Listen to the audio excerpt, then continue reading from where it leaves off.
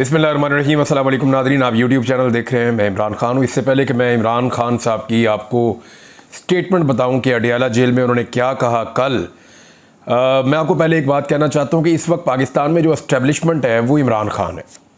यानी हमें ये बात माननी पड़ेगी कि जो पाकिस्तान की रवायती एस्टेब्लिशमेंट है उसके पैरेलल अगर एक ताकत आकर खड़ी हो गई है तो वो इमरान खान है।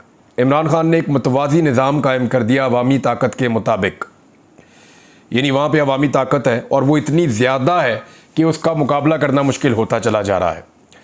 आप देखें ना, एक तरफ फैसल वाडा साहब का गुस्सा अगर आप याद करें कि वो निकलते हैं असेंबली से, गाड़ी में जाकर बैठते हैं, उनका लहजा, उनका रवैया, उनके अल्फाज का चुनाव, नकम्मा और नालायक करार देना मौजूदा हुक्मरानों को, स्पेशली PMLN को, फिर पीपल्स पार्टी का PMLN के ख़िलाफ़ बोलना, ये सारी चीज़ें जब आप इकट्ठी करके देखें तो आपको समझ आती है कि एक्चुअली एस्टेब्लिशमेंट को डिफीट हुई है इमरान खान के हाथों।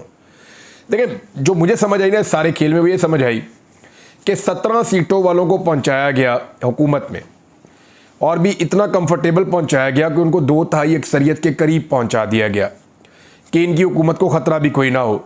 फिर जब जब उन्होंने जिस जिस के ऊपर उंगली रखी उसकी सीट भी छीन कर इनको दे दी गई, हत्ता के मखसूस नशिस्तों के तोहफे भी दे दिए गए, तमाम तर सहूलतकारी की गई, इनके मुकदमात ख़त्म किए गए, इनके मुखालिफिन को जेलों में बंद किया गया, इनके जो मुखालिफ आवाज़ें मीडिया पे सारी बंद करवा दी गई, मीडिया इनकी जेब में डाल दिया गया, पैसा इनकी जेब में डाल दिया गया।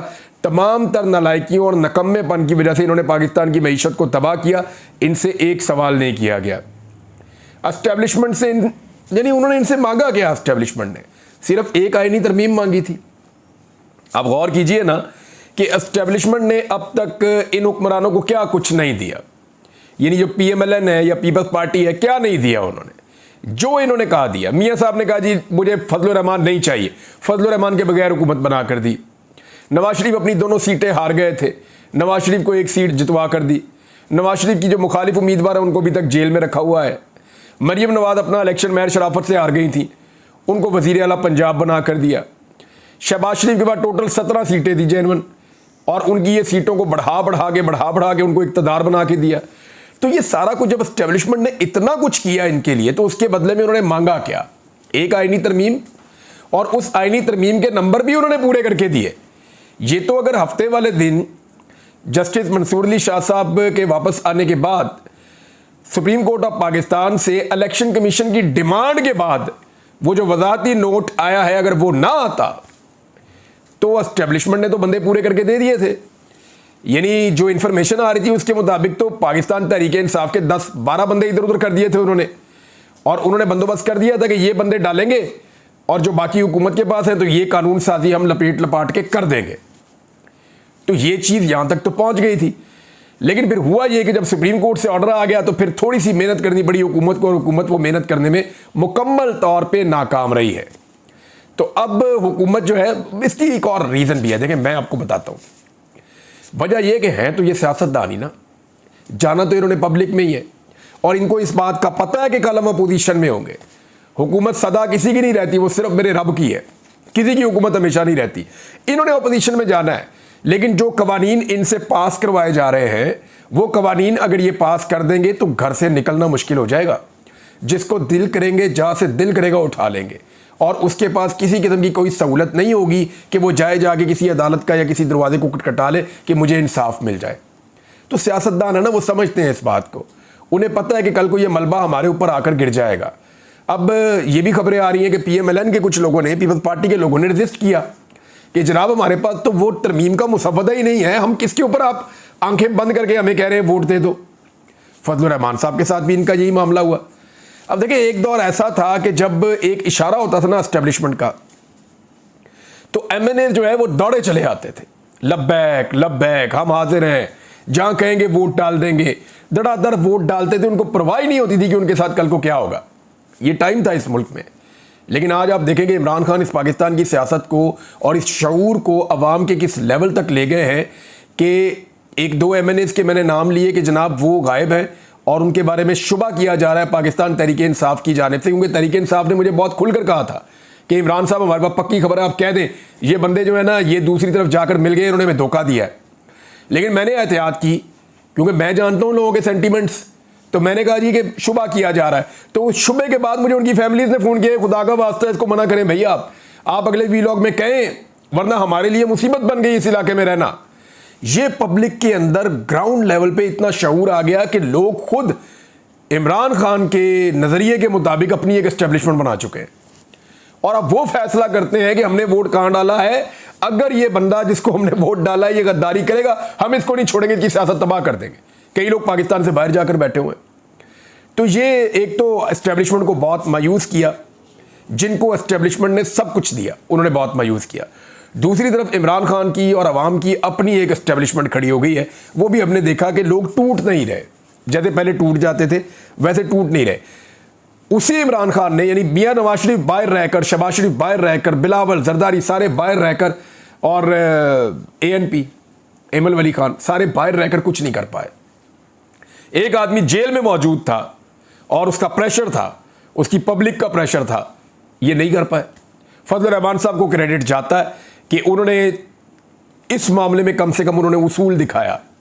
देखिए, फजल रहमान साहब के माजी में मामला हमेशा मशकूक रहे हैं, लेकिन ये जो मामला है आईनी तरमीम वाला, यहां पे आके फजल रहमान साहब ने अब तक मैं अब तक की बात कर रहा हूं, कल की बात मुझे नहीं पता, अब तक फजल रहमान साहब ने अवामी उमंगों की तर्जुमानी की है और वो इस स्टेटस को एंजॉय भी कर रहे होंगे कि लोग उनके बारे में कितनी अच्छी बातें कर रहे हैं। यही फजल रहमान जब कल खड़े हुए थे PDM के साथ, तो उसका मवाजना कर लें। आज फजल रहमान साहब जब अवाम के साथ खड़े हुए हैं तो उन्हें आइडिया हो जाना चाहिए कि लोग कितनी पजीराई करते हैं जब आप अवाम के हकीकी इशू के साथ खड़े होते हैं, अवाम के साथ खड़े होते हैं। इमरान खान ने क्या कहा अडियाला जेल से?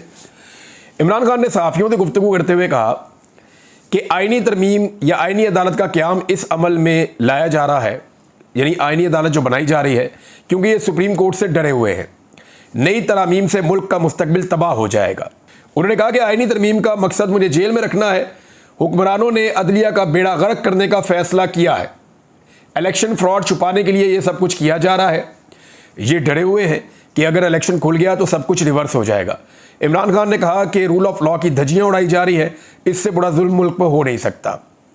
नैब तरामीम में उन्होंने अपने अरबों रुपए माफ़ करवाकर अपनी चोरी को तहफ़्फ़ुज़ दिया है। ये सब कुछ मुल्की मफाद के खिलाफ हो रहा है। जजेस को धमकियां, लोगों को अगवा करना, एक सियासी जमात को ख़त्म करने से सियासी अदम इस्तेहकाम बढ़ेगा। इमरान खान का कहना था कि तरमीम लाने वालों के पैसे बाहर पड़े हुए हैं। हुकूमत में बैठे लोग अदलिया को आज़ाद नहीं देखना चाहते।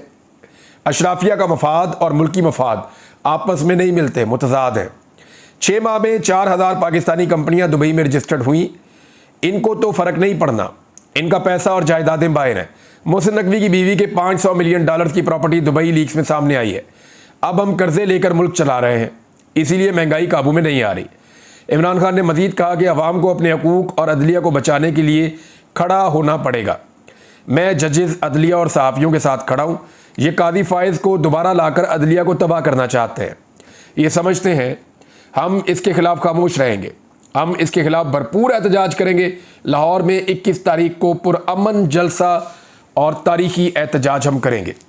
पाकिस्तान तहरीक इंसाफ ने जाकर रुजू भी किया लाहौर हाई कोर्ट से कि जी हमें जलसा करने दें। उन्होंने 20 तारीख का टाइम दे दिया है, हालांकि 21-22 को जलसा आ रहा है, लेकिन हाई कोर्ट ने जो है वो 20 तारीख का टाइम दे दिया है।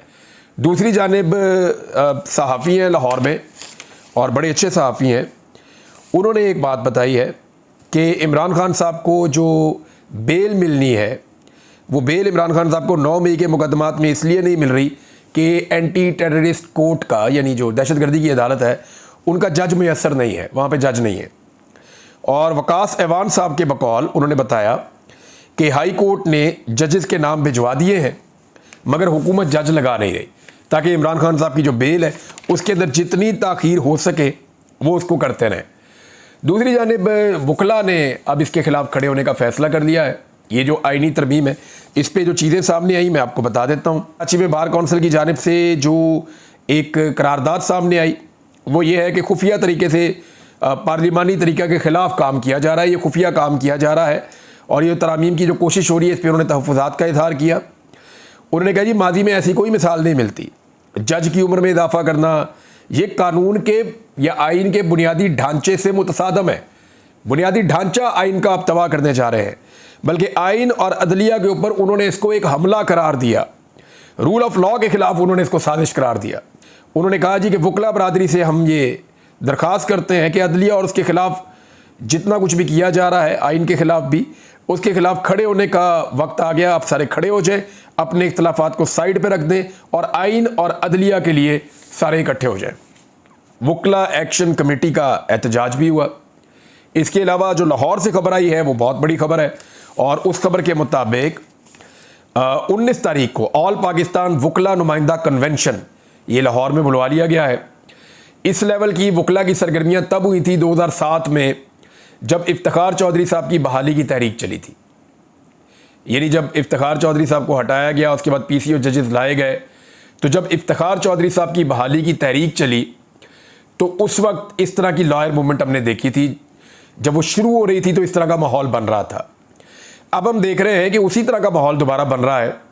19 सितंबर को यानी जुमेरात वाले दिन लाहौर में जो है वो वकला का एक कन्वेंशन बुलाया गया, जिसमें ऑल पाकिस्तान वकला नुमाइंदा कन्वेंशन है, उसमें सारे शिरकत करेंगे और वहाँ बहुत बड़े बड़े फैसले होंगे। आने वाले दिनों में रैलियाँ होंगी वकला की, एहतजाज होंगे वकला के, जलसे होंगे वकला के, सिविल सोसाइटी को और सियासी जमातों को साथ मिलाया जाएगा और ये जो आइन के ऊपर एक शब खून मारने की कोशिश की जा रही है, अदलिया की आज़ादी को सलब करने की कोशिश की जा रही है, इस सिलसिले को रोका जाएगा। दूसरी जानिब तमाम वकला रहनुमा जो अभी तक चोटी के वकील हैं वो ये कह रहे हैं कि 26 अक्टूबर से हुकूमत जो मर्जी कर ले, जो जस्टिस मंसूर अली शाह हैं वो हमारे आइनी चीफ जस्टिस ऑफ पाकिस्तान होंगे।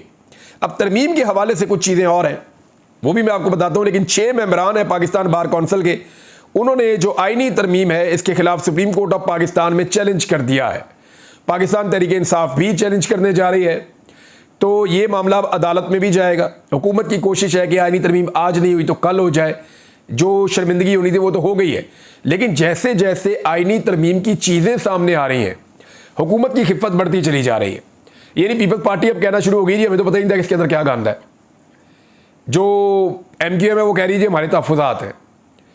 इसके अलावा नवाज शरीफ साहब ने अपने चंद लोगों से कहा कि यार मैनू तो कड्डो ये चो, यानी मियाँ साहब लाहौर चले गए नाराज़ होके और फजलुर रहमान साहब ने मियाँ साहब से मिलने से इनकार किया मुबैना तौर पे, क्योंकि जब मियाँ साहब ने फजलुर रहमान साहब को मिलना था, आना था, तो फजलुर रहमान साहब की जानिब से मौलाना गफूर हैदरी साहब ने कहा जी हम तो असेंबली जा रहे हैं, और वो असेंबली में चले गए कि ठीक है जी वहाँ मिल ले। तो वहाँ पे जो फजलुर रहमान साहब ने माहौल बनाया और जितना माहौल गर्म हुआ, चार्ज हुआ, वो सबके सामने है। तो नवाज शरीफ साहब लाहौर चले गए और अब वो ये खबरें फैला रहे हैं कि जी मैं तो इस तरमीम के अंदर शामिल ही नहीं हूँ, मैं तो इन चीज़ों में मानता ही नहीं जो चीज़ें की गई हैं। तो फिर की किसने है? यानी तारड़ साहब कहते हैं वज़ीर कानून कि मुझे नहीं पता था, मुझे तो मुसवदा मिला बाद में। हुकूमत कहती है जी हमें तो पता ही कुछ नहीं था। फैसल वाडा साहब कहते हैं जी हम ला रहे हैं, हम ला रहे हैं का मतलब फैसल वाडा का कभी भी हुकूमत नहीं होता, वो किसी और जानिब से बोल रहे होते हैं और हम करवा कर दिखाएंगे, फिर वो मायूस भी हो जाते हैं। फिर जब हम देखते हैं पीपल्स पार्टी की तरफ तो उनको भी नहीं पता। अब एक नई बात समझ आई है कि एक मुसवदा भी नहीं है आइनी तरमीम का, ये मुख्तलिफ बने हुए हैं। यानी इसमें पीपल्स पार्टी के पास कोई और मुसवदा था, फजलुर रहमान साहब के पास कोई और मुसवदा था, मीडिया के पास कोई और इंफॉर्मेशन थी, और अभी भी जो मुसवदा बाहर आया या जो चीज़ें बाहर आई आइनी तरमीम में, उनमें कुछ चीज़ों को हज़फ करके छुपा लिया गया है।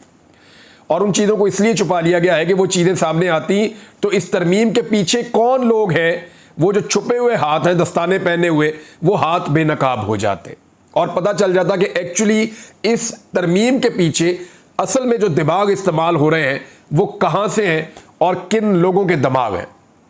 बहरहाल वो चंद चीज़ें इसीलिए छुपा ली गई। कोशिश ये थी कि दिखाओ कुछ और असेंबली के अंदर अचानक मंजूर करवाओ कुछ और तरमीम भी इस तरह की कर रहे थे। उसमें देखें 3 चीज़ें इसमें बड़ी बेनिफिशरी 3 चीज़ें थी। एक जी आर्मी एक्ट का मामला था, तो उसमें एक मिलिट्री इस्टेब्लिशमेंट, दूसरी पाकिस्तान की जुडिशरी कादी फायदी एंड कंपनी, और उसमें हुकूमत ऑब्वियसली इनके साथ है तो वो भी इसकी बेनिफिशरी थी, और तीसरा इलेक्शन कमीशन जो है वो इसका बेनिफिशरी था।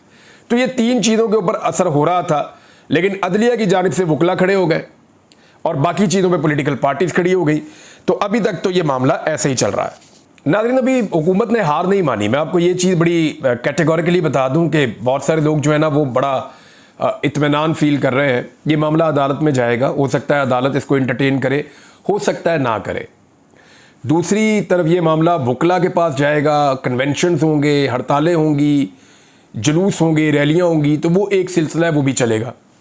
सिविल सोसाइटी और सियासी जमातें भी इसमें इन्वॉल्व होंगी।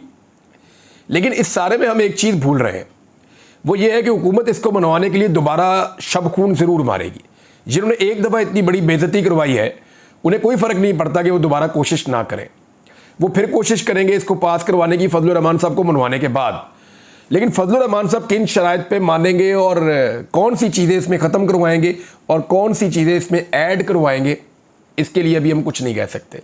लेकिन आखिरी इतलात तक जो असल मुसव्वदा है पूरे का पूरा, वो अभी भी शायद फजलुर रहमान साहब के पास मौजूद नहीं है। हुकूमत के लोगों ने दोबारा फजलुर रहमान साहब से राब्ते तो शुरू किए हुए हैं, और वो कामयाब होते हैं या नहीं, देखें, इसके बारे में अभी कुछ कह नहीं सकते। लेकिन अभी बहुत सारी सियासत होना बाकी है, बहुत सारी, और बहुत कुछ आपको आने वाले दिनों में नज़र आएगा।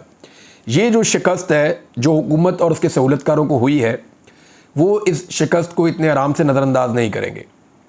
वो इसके बदले में कोई ना कोई चीज़ करने की कोशिश करेंगे। दूसरी जानिब इमरान खान साहब के क्योंकि बाहर आने का वक्त अब करीब है और उनको अंदर नहीं रखा जा सकता, मुझे ऐसा लगता है, यानी कानूनी तौर पे तो नहीं रखा जा सकता। ज़ोर ज़बरदस्ती से रखना तो आप 10 साल रख लें, तो बगैर कानून के अब उनको अंदर रखा हुआ है तकरीबन। और अगर वो बाहर आ जाते हैं तो सिचुएशन बिल्कुल ही चेंज हो जाएगी।